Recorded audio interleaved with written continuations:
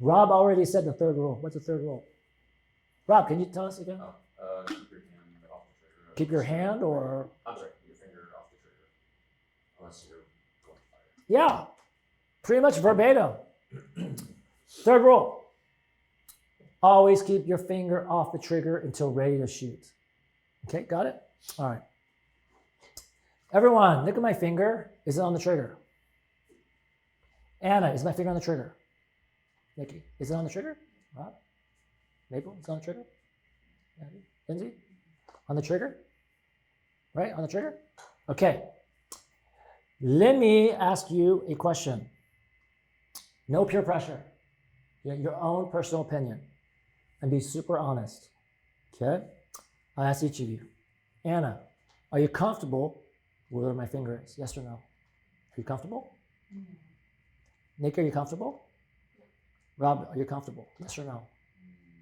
Yes. Okay. Rob's like this. Yes? That doesn't sound very assured. Yes or no? No. Yes or no? Yes or no? Yes or no, Lindsay? No. Yes or no, Mary? Yes or no, Ruth? Okay. You are absolutely correct. This is unacceptable. Your finger being this close. But what do you see people do in the movies? This, right? You see people do this in the movies. And then so who do people copy? People in the movies. What do you see people do at the gun range? This, right? Come on, folks. They're actors. Movies, they're not professionals. They're actors. They're just playing a role. And then everyone goes home at the end of the day, right? Unless you're on an attic ball movie set. Okay? Is that a bad joke? Sorry. Yeah. All right? Yeah. I'm glad that you have good intuition to know that this finger, this close, is too close for comfort. It cannot be this close to the lever. It cannot. Okay? And even though you have good safety intuition, I need you to understand the two human behaviors that make your finger want to touch that trigger and you don't realize it. Okay? Here's the first human behavior. Okay? I have a marker. I want you to catch it and throw it back at me. Okay, ready? Here we go. Yeah. Yeah. Good. See, I can't even catch it. Here we go, Nikki. Good. Rob. Nice. Good. Here you go, Maple. It's okay. I dropped it too. Okay, we're checking who's awake right now. Good. Yep. Oh! Almost a good save there. Mary. And Ruth. There. Was that difficult? Did you have to do some complicated thinking or you just reacted? Yeah. Folks, any parents? I know we have parents here. Who's the parents? We got Mary, who's a parent. Anna's a parent. The rest of us who aren't. Hey, ask your mother if your mother is still with us, right? The moment we were born, or the moment your children were born, did you have to teach your kids how to do this? Your newborn? Did you have to teach your newborn to do this? This is one of the most hardwired things we were born doing, clutching with all the fingers together, okay? I would argue we've been doing this since before birth. What does the ultrasound show? We're already doing this. Think about that. We already clench our fingers together automatically, and then we're born doing it. And then the moment you're born, you start clutching for mom, and you start exploring your world, and you start picking things up, and you start throwing things, grabbing things, catching things. All your fingers move automatically. You don't have to think about it. One finger straight, that's ridiculous. That's not natural. And the moment you're super relaxed, or you're sleeping, are your fingers straight like a robot? No! Even when you're in its most relaxed state, your fingers already curled by default. Think about that. Your fingers always want to curl together.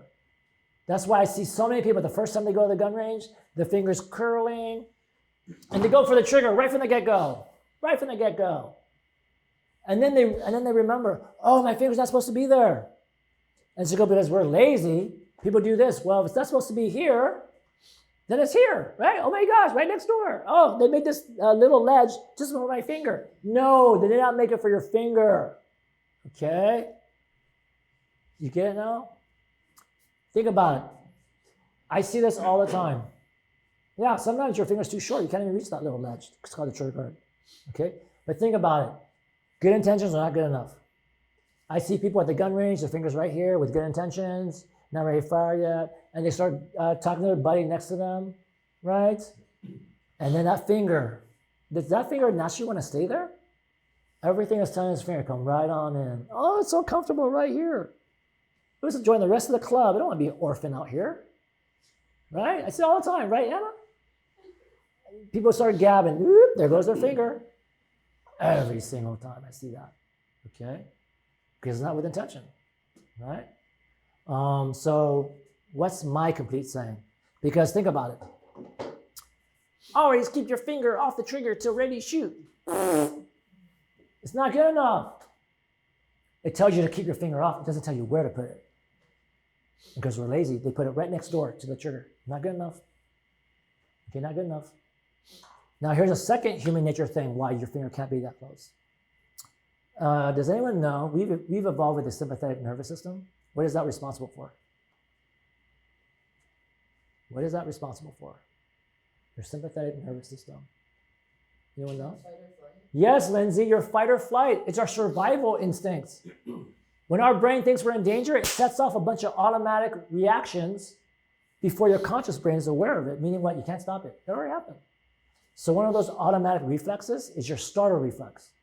When you're suddenly startled or frightened or scared or panicked or surprised, don't allow us to do this. Whoa! Right?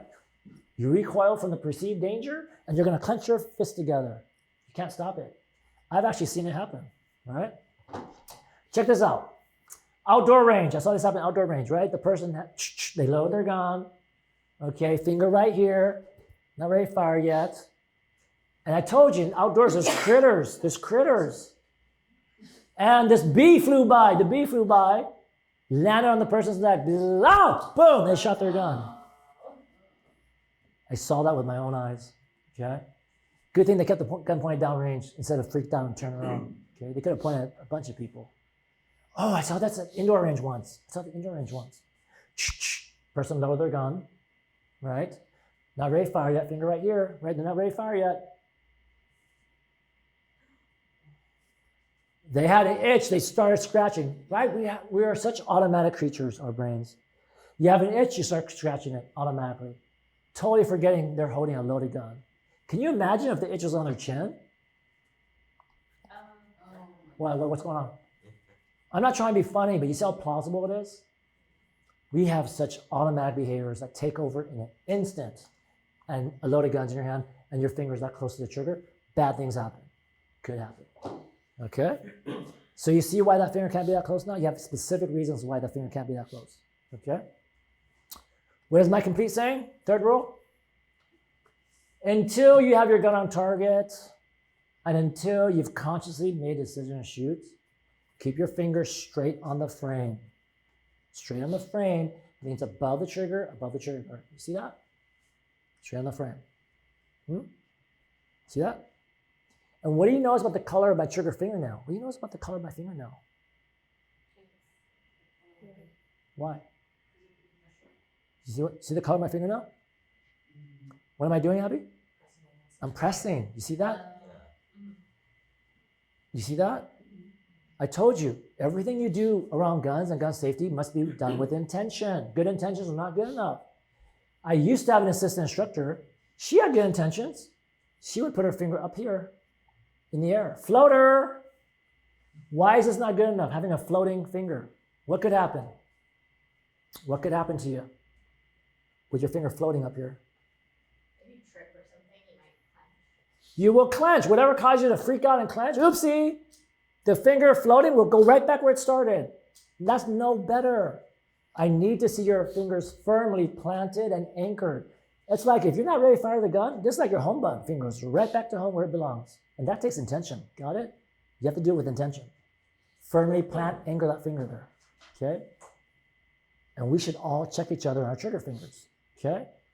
Today, if you're not ready to fire the gun, this is what me and Robert are looking for. We should be able to stare through the trigger guard like it's an open window. There should be no part of your finger blocking my view. If I see this, hey, finger! If I yell finger at you, it's because I can see it. I should not be able to see it. through that trigger guard. Okay, got it? That's good trigger finger discipline. Can I remind you that there's no one above the safety rules, sir? Not even me, your instructor. Literally no ego when it comes to firearm safety. No ego. Okay? We're all human. Okay? Let's say that you got to the range later. I start loading these guns up, and Abby sees me doing something. Tom, you said not to do that, remember? Lindsay, look at her, look. And I won't be upset. I'll be, oh my gosh, Abby, my gosh, I am so sorry. Let me do better.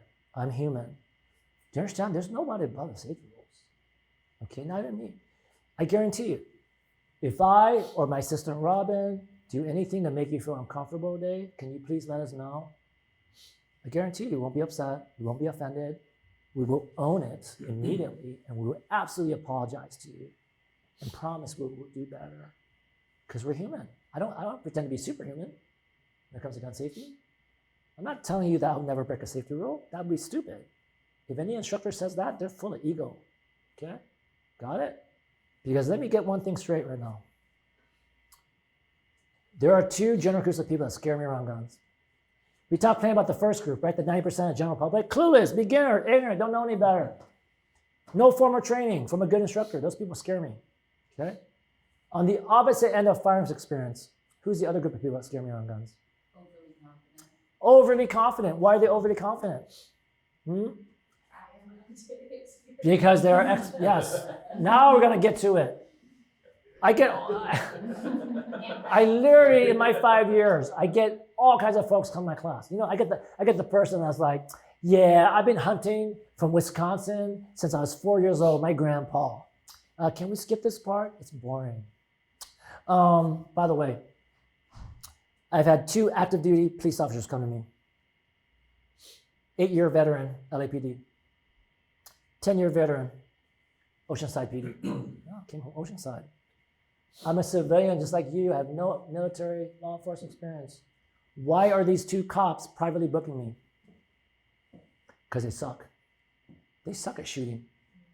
If you know how little trained the professionals actually do train, you might not want to call them. You know which cop you're getting, how well trained they are, right? They know that I get results with my first time shooters from day one. They know I shoot good and I deliver results, so they come to me because they can't pass their department qualifications. I got to make sure they're squared away so they're not a threat to the rest of us in the public space, right? So yeah, I have active duty law enforcement coming in. I get folks that are like, yes, I am ex-military, ex-law enforcement. And I'm always like, okay, so what? Is that supposed to impress me or something? Right? Especially people that come to my class with experience and they're all egotistical about it. I'm always like, yeah, I mean, you can't impress me with your qualifications. I don't care what your credentials are. I don't care how long you've been around guns. Okay? I don't care if you shoot better than me. I doubt if you shoot better than me. That's why you're booking me, right? Right? Like, you clearly can't impress me with your shooting ability. How about you impress me with your safe gun handling? How about that? How about you impress me with your attention to basic gun safety? Because if you're not safe around guns, I do not want to be around you. You should not even be in my class right now. Impress me that way. You get it? I don't care what field you work in. Aren't there always the know-it-alls? The know-it-alls. They think they know more than you. You think they know more than anybody. Huh? They've been around guns so long. There are people that are no longer humble about guns. They're no longer humble about the safety rules. They're cocky. They're arrogant. No one can tell them different. Oh, now they're a little bit too comfortable, aren't they? Too casual, too cavalier, overconfident, right? Now they're complacent, okay? You want to know a good example? 3 years ago, I was only a new instructor, 2 years into this work. Another instructor, been doing this a lot longer than I have, the day before my class, you know what happened? He shot himself in the leg in front of his students. Oh, wow. 3 years ago, day before my class. How does an instructor shoot himself in the leg in front of students? Because he's cocky, he's arrogant. He doesn't care about safety no more. He's just going through emotions like he always had, right? That was a perfect lesson for my students. And here's the lesson, folks. Hey, in the gun world, hey, please don't automatically put somebody on a pedestal. I don't care how much experience or credentials they tell you they have. Can you not automatically worship anyone? Don't put me on a pedestal because I'm your instructor. When it comes to safety, no one is above anyone else. We all have the same authority to call each other out. You can call me out, I can call you out. And we should not get offended by that. We should have humble ego, right? You folks, don't you know? You know who you choose to be around guns? Don't you know? Your life and limb is at stake. Don't you know this? So choose wisely. You want to be around people that are sticklers for safe gun handling, zero tolerance for any unsafe gun handling, okay? Zero ego, and you can call each other out, and no one gets offended. Everyone says, "Oh my gosh, I'm sorry, I didn't mean to do that. Let me do better." That's who you want to be around. Or do you want to be around these type of people? Who do you tell me? Do you know who I am? Read, look over here. Look, read it. I don't want to be around those people.